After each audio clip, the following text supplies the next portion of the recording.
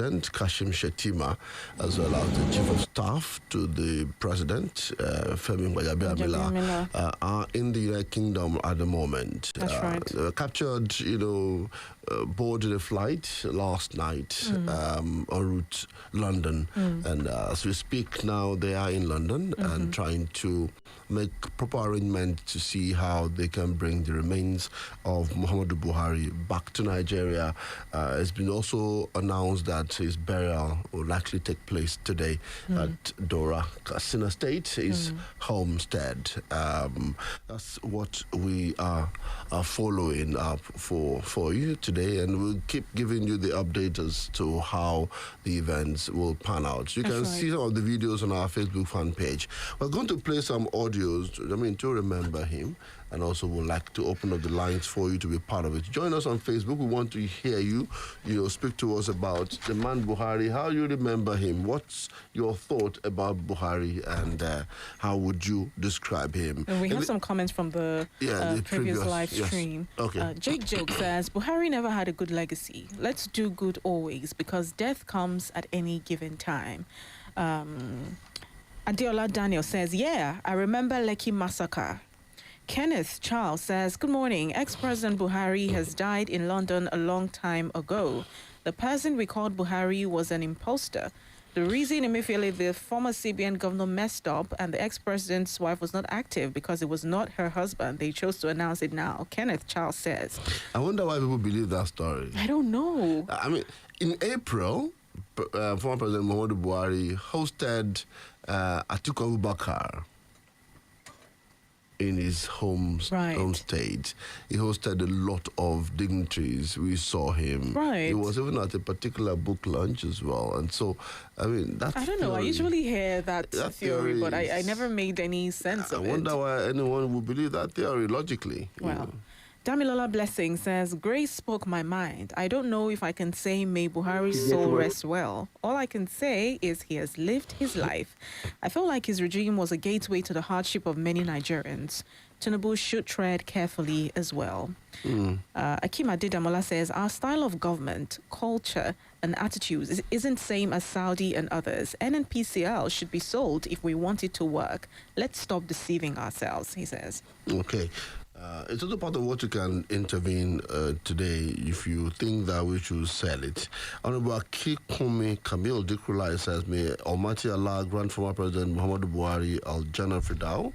I mean, if you think you can't pray for him that he has not done anything, check yourself under the mic as well.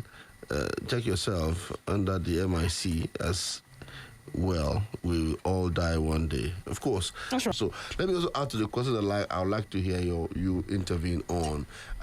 What lessons can we learn from his life and his death yesterday? I mean, I was saying to someone yesterday afternoon, yesterday night, I said, around that 3 p.m., 2 p.m., 1 p.m., noon, early morning yesterday, he was still living. And then by 4:30, the death knell, went off. And I think he knew that that was going to be the day. I think there's a Yoruba saying that any konlomo or something. I don't know. Any konlomo. Okay, the person who is who wears the shoes, knows where his pinches. Right. So. I'm wondering what was going through his mind. The last moment. His last moments, but that's between him and his maker. Exactly. So let's do some thought about him quickly, and then we can also listen to yours in a moment. So whatever you have to say, we want you to join our Facebook fan page. And when you go to our Facebook fan page, there you will see some videos running. But in the annals of Nigeria's turbulent political evolution, a few figures have straddled the military and democratic eras with as much complexity and contradiction as General Muhammadu Buhari. From a stem military ruler in the 80s to a democratically elected president in the 21st century, Buhari's life as well, is a tale of a man shaped by discipline, controversy, and enduring quest for national redemption. He was born December 17, 1942 in Dora, Katsina State, in Nigeria's then northern region. Buhari came from a Fulani family steeped in Islamic tradition. His father was reportedly died early, and Buhari was raised under those austere circumstances, an upbringing that will define his pattern worldview. At age 19, he joined the Nigerian Army in 1961 and received military training in Kaduna, the United Kingdom, India, and the U.S., becoming an uncompromising and tough officer. He participated in the Nigerian Civil War 1967 to 1970. He earned a reputation as a courageous and no-nonsense commander.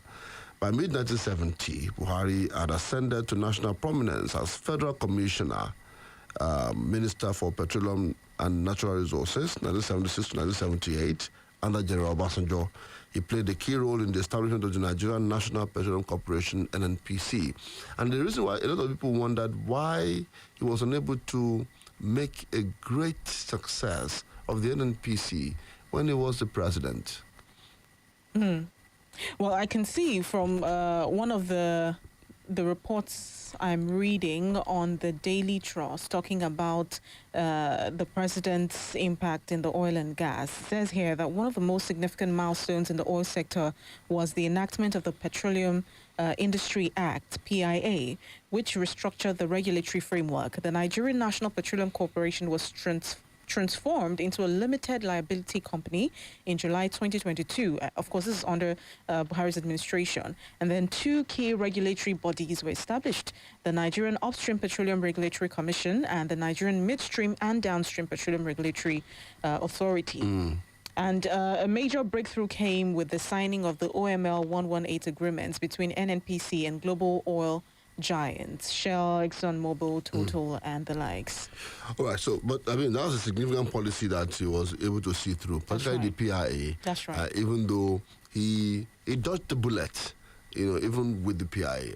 Having signed the PIA into law, Buhari stalled for 6 months until the current president came into power to fully implement the PIA. He didn't implement the PIA. Was it that he foresaw what would come after he knew that removing the subsidy and asking people to pay whatever the market price would dictate will cause chaos and maybe anarchy. And he wasn't even ready. He wasn't ready to go down that path to confront that. So he carried it, like a basket of eggs and said, let's gently just put it down and handed here. it over. And they can make do with it whatever they like. And that's the way it looked, I mean, when you look at it. However, there are things that you can remember him for. As head of state 1983 to December 31st, 1983 to August 1985, Buhari was presided over one of the most austere and disciplined military regime in Nigerian history. We can remember him for War Against Indiscipline, called Y. They call it War Against Indiscipline. It was a moral crusade aimed at restoring order and national values. It will be remembered for currency change. In fact, when he was the military of state, he changed the currency. As a democratically elected president, he tampered with our currency. Right. So he changed the currency and import restriction too. When he was the military of state, he restricted importation. And as a democratically elected president, he shut the borders. So you know that was consistent with his own policies. That's right. He clamped down on press freedom, famously jailing journalists. People like Tunde Thomas will not forget him, Duka Rabo, his infamous Decree 4, something that we'll talk about. His administration was respected for his integrity, but criticized for human rights abuses and economic hardship.